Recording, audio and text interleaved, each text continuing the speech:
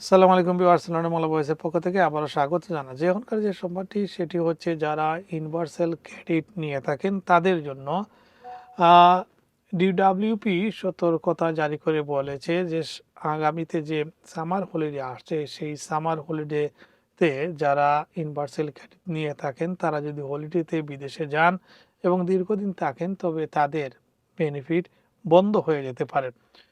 সেই সোমবারটি আজকে আমরা দ্য এক্সপ্রেসে দেখেছি এবং সেখানে যেটি বলা হয়েছে তা আপনাদেরকে শোনাচ্ছি।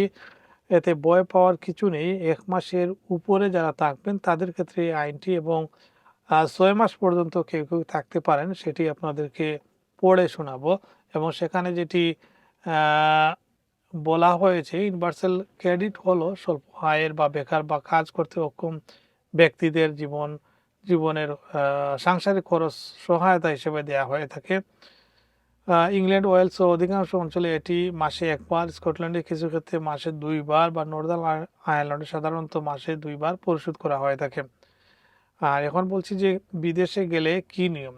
সরকারি নিয়ম অনুযায়ী ইউনিভার্সাল ক্রেডিট দাবি করা ব্যক্তি বিদেশে গেলে সর্বোচ্চ ১ মাস পর্যন্ত ভাতা পেতে পারেন, অর্থাৎ ১ মাস পর্যন্ত সেটি কভার করবে, আপনার ইউনিভার্সাল ক্রেডিট পাবেন। তবে এর জন্য বিদেশ যাওয়ার বিষয়টি আগে থেকেই কেস ওয়ার্কারকে অর্থাৎ ওয়ার্ক কোচকে জানাতে হবে।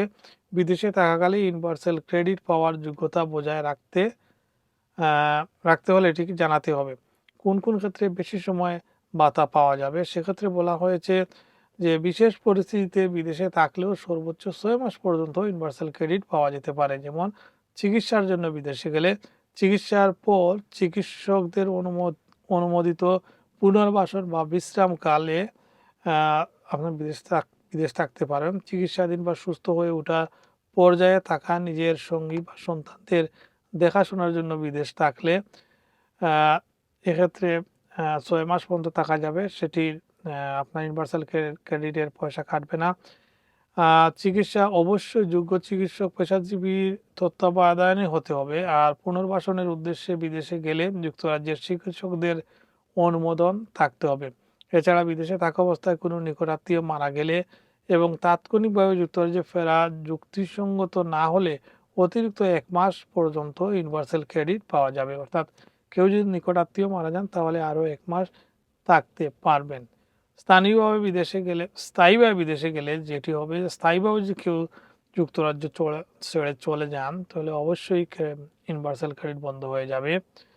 ডিডব্লিউপি দাবি করছে সম্প্রতি যে সংস্কার করা হয়েছে এর মাধ্যমে কর্মসংস্থানে উৎসাহ বাড়ানো হচ্ছে। দীর্ঘমেয়াদী ভাতা নির্ভরতা কমানোর লক্ষ্যে ইউনিভার্সাল ক্রেডিট ব্যবস্থাপনায় পরিবর্তন আনা হয়েছে।